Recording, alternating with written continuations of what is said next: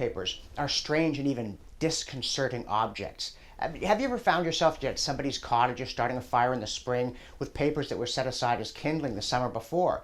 And you look at the front page headlines and you think to yourself, good grief, were we really worrying about that? Or even, what was that about again? And yet it seemed so important at the time. And as someone who was trained as a historian but has worked as a journalist, I find this particularly troubling. How much of what journalists do really doesn't get to the root of what matters. And let me give you an example.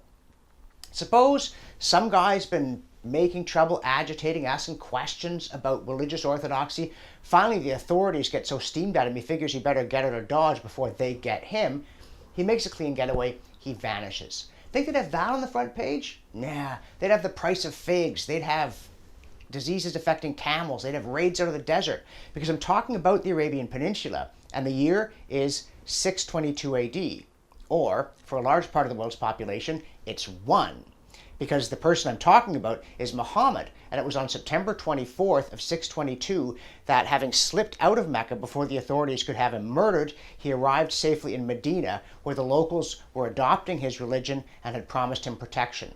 That happened on September 24th, 622. But you pick up a paper, you think they're going to need big typeface for that matter? And the authorities are probably thinking, oh, darn it all, he slipped away. We were going to assassinate him, now he's gone. But you know what? He's just a loudmouth. He's just a troublemaker. We'll never hear from him again. Hoo-ha. Within a few years, they certainly heard of him again in Mecca, and it was just the beginning of a life story and then a religion that was going to be dominating the headlines for the next 14 centuries.